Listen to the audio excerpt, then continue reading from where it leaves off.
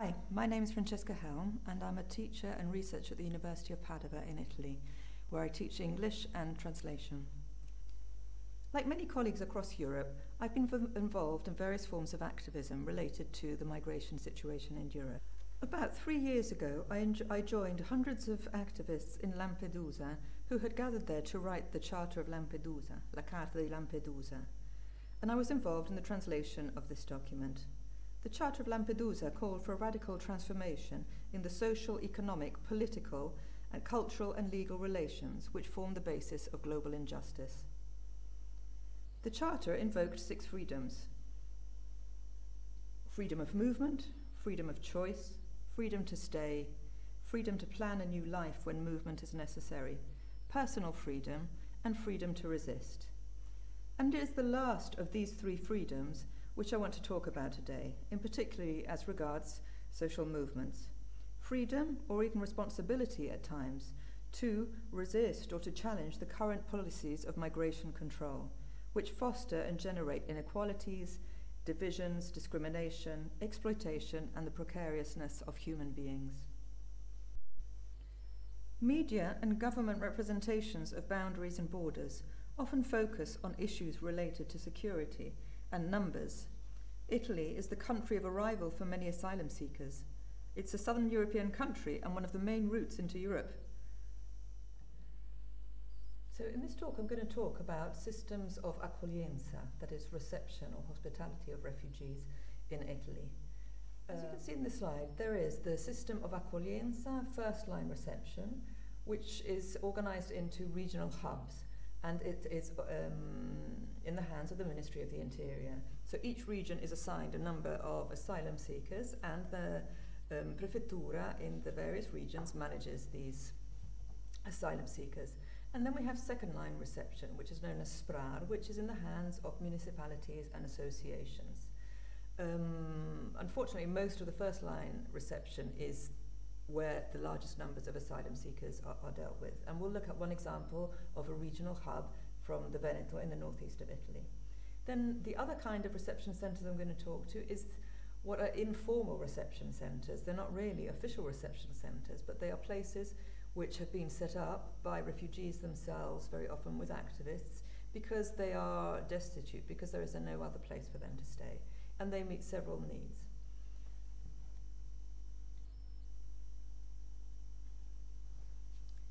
So the management of these regional hubs has become a big business in Italy. As we can see in the headline, profughi il grande affare, cioè the big deal, the big business. 17 million euros goes to the cooperative for managing the reception centres in the Veneto region. Unfortunately, being managed in this way, this kind of emergency way of dealing with asylum seekers, leads to a great deal of speculation and criminal organisations taking part in these calls for tenders to manage regional hubs. And so a very local case here in Padova, the cooperativa, which was in charge for the regional hub of Corna, previously worked in the waste disposal business and was accused of various misdoings in that business, then turned its hand to the management of regional hubs, and again is covering the debts it made in waste management through the system of managing refugees.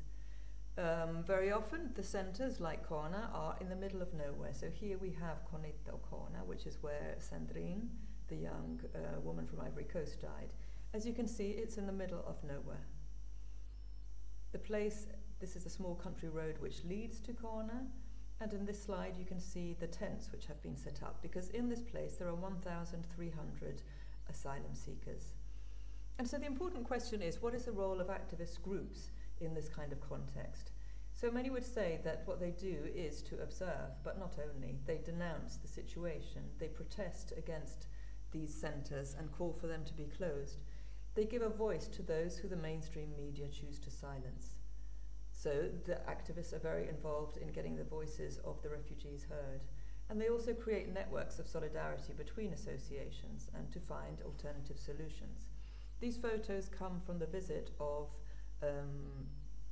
activists inside the centre of Corna. They managed to get access with also representatives from certain institutions, and these are the photographs they took documenting the centre. Now bear in mind that the cooperative get 35 euros per person per day in these centres, and yet these people are massed inside these tents. The cooperative are supposed to provide Italian lessons, training, so that then the asylum seekers can be, once they get their papers, they can then find it easier to find a job and be integrated into the cities, but very little of this is taking place. Now, I'm not saying that all cooperative are like this, but unfortunately, particularly in the case of these large regional hubs, this is what happens. So as I said before, Sandrine, it was a young woman from the Ivory Coast who died. She shouldn't even have been in Corner because as a protected person, women should not have been there. The headline of the newspaper focused on the protest of the asylum seekers, which happened after she died. And the headline says that the refugees are protesting and that the workers of the centre were kidnapped for hours in the centre. The role of the activist organisations in this case was to counter this narrative. The film director Andrea Segre, who has been involved with activist groups for a long time, launched an appeal, and there was a ceremony for Sandrine organised at Conetta. And again, the activist groups highlighted the situation of the refugees there. They brought people there and countered the narrative which was coming from the inhabitants and also the politicians. Here you can see some photographs of the ceremony that was held there for Sandrine. You can see that there are people from all sorts of organizations who have come together. Razzismo Stop and Per un'accoglienza degna, that's for a dignified reception, welcome refugees. The other type of accoglienza I'm going to talk about is the informal reception centres, because this is where activist groups are very strongly involved.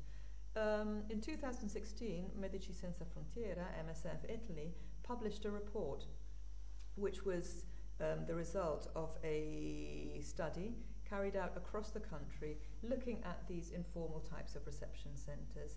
The report was called Out of Sight, and it's available also in English.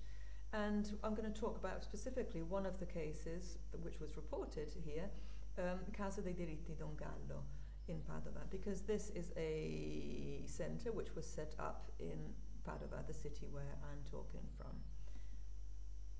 And again, what is the role of activist groups in these informal reception centres? They support the refugees in occupying places and finding places. They denounce the lack of institutional support and the need for them to take control of the situation. As I said before, they give voice to those who the mainstream media are silencing and organise protests and events which will draw the mainstream media attention to the case, but also so they can provide a counter-narrative. And they also create networks of solidarity. In the case of the Casa Don Gallo, several organisations were involved in the occupation itself, but also in the 3 years that the Casa existed. Several projects have been set up with the collaboration of students. MSF also came to the centre. Architects Without Borders Italy also were involved in a project, and various training activities for the refugees themselves were set up.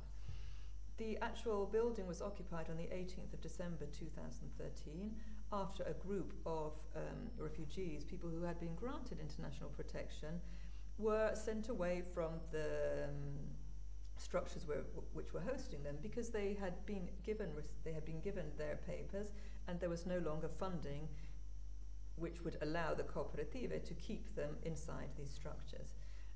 After staying in the offices of the organisation Razzismo Stop, the numbers became so large that it was unmanageable, and on the 18th of December 2013, Casa Don Gallo was occupied. And here you can see some images of the building, which was actually an office building. It belonged to a company, and then it was repossessed by the banks. Here you can see the courtyard, and here, after 3 years of the occupation, an event was organised with students from the psychology department, which is actually just behind the building. And now the Dabre, who lives in Casa Dumballo, is going to talk a little bit about the house. 60 people or 70 people living here in the Casa Dumballo, where most of us are from Niger, Burkina Faso, Mali, Ghana, Ivory Coast, Togo, Cameroon, and the Gambia. Most of us are from Libya that comes here to live in this building, where it's owned by, to live on this building. With the help of the social sentence and the racism stop and the CDA.com, what do you call them? The activists who helped us to secure this house 3 years ago. Most of us come here to live and others come here like a transit to go. Don't live here permanently. And the house is meant for refugees, who means the 2011 refugees who come from Libya. Operation Nostro Mare Nostro, they call it. It's Operation Mare Nostro, that people were abandoned after the project was finished with the authorities. The cooperativa couldn't take care of the people. The institutions that kept us here, like the Racismo Stop and other institutions, have been able to help us to secure a good sleeping place. The past 3 years that we've been living here, now we are left without light. There's no light, there's no potable drinking water, no good washrooms, and people are finding it hard to wash themselves in the morning. It's like for 3 years now we've been here that this house has been occupied, and there are people who are from other camps that comes to live here when maybe they have problems in their camps that they cannot be kept again. And there are certain people who come here too, maybe they come on transit. They come here from other places and then they've been transited here to go wherever they are going. Others transit to the northern European cities where they get better living accommodations. Being here where there is no toilet, no washing bath, no toilet, no washing amenities, people find it difficult to live here. And about 60 people living in the house without all these amenities makes life very hard. Like House Dumballo, it doesn't only have house, it's not only a place where people are living, but we have people who are coming from other places, participating in other things, doing their jobs, like Fatima, who comes from a house to cook here for people, because we need to have something that will keep us on, like food or something. And she comes from her house to keep us, to do this food for us, and we have a workshop where we're doing the repairing of bicycles and motorcycles, and we have a carpentry shop, and a church too, where people come during the weekends to pray. And there is a mosque, the Muslims. Yeah. There is a mosque where Muslims go and pray. The carpentry workshops. The media houses, I'm telling you, are the causes of all this brainwash taken on against us living here. The right-wing party, the Lega North, which has a syndical in Padova, took us as immigrants as a slogan, to campaign, against us, to give people the impression that we are bad people. We are not good for integration. We are not people who could be accepted.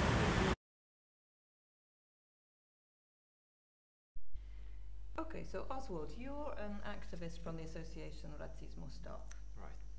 And can you tell me a little bit about your work with Racismo Stop? About my work. Okay, well, I start my work in Erasmus Stop as an activism, passing through my studies. Okay, during my studies in university, in fact, I'm studying anthropology, and what I find interesting in doing activism in a reality like Casa Don Gallo is and was that is something that goes is a different way of accoglienza, of hospitality, because it's not how can I say it's not Sort of an like official an reception. official reception. Okay, it's an auto-organized reception. All the refugees, all the asylum seekers have a main role inside the house, inside the experience of Casa di Diritto Don Gallo. And I think that this was also interesting for us as activists, because it was a different way of dealing with people inside Casa Don Gallo. Also the behavior and the relation, okay, between activism and people inside was turned upside down. Yeah. Okay, was not like an authority relation. Okay, I think that this is what impressed me more in the first period.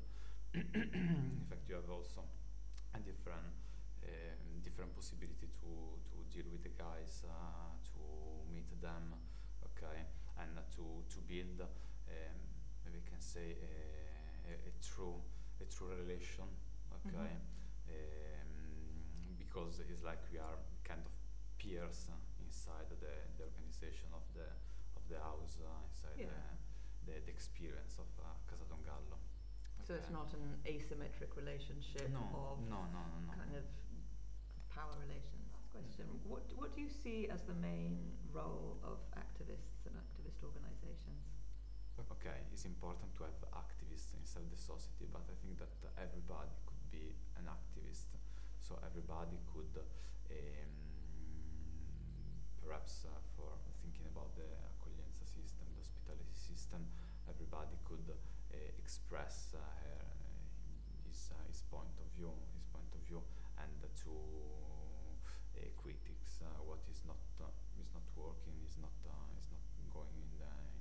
And so for activists, it's important to have you can say a strong contact with the reality where they are living, where they're working. Once you have this feeling, when you have this link with the community, you can also try to raise some questions, some critics, okay, why therefore the community, and that these critics, okay, most of the time are against the institution, okay, against the way, okay, they act, the way they act. And so especially in this period, we had lots of manifestation. There is a lot of interest about this issue nowadays in Italy. In fact, especially here in Padova or in the northeast. Well, perhaps last month we had an important meeting in Venice. That was a moment of meeting of different experience from all around the Veneto region, and was an experience, a day, an event where different realities from all Veneto region, they deal together, they try to do something together. What I can say moreover is that and is a kind of autocritic, okay, is that, as I said at the beginning, I think that for a good accoglienza system,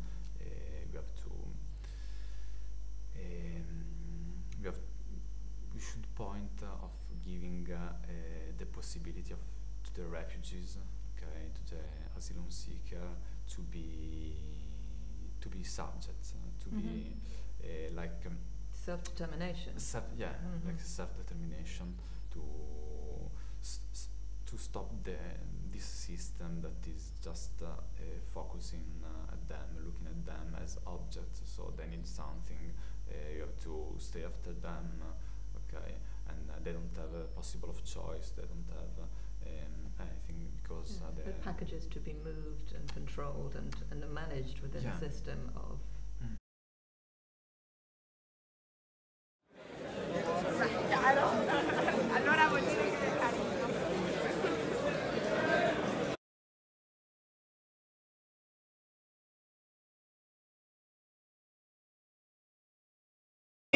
All these people? Everybody. Everybody? Yes. Because I think that they are tired, that all the people is thinking that people from Veneto are racist. So today they want to show that the real face of this area.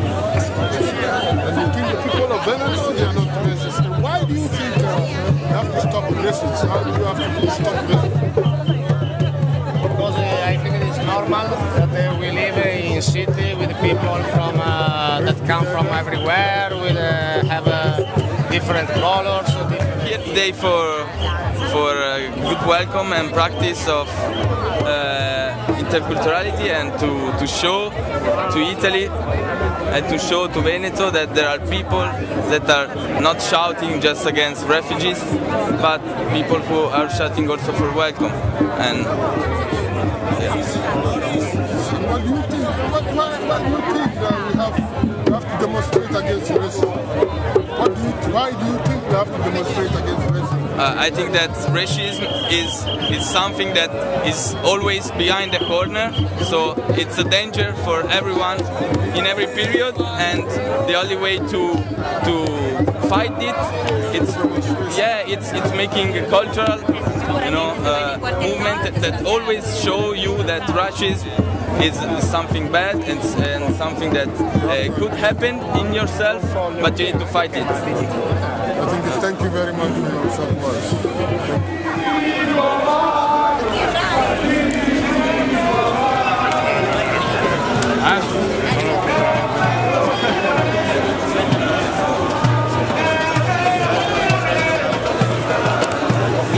I and our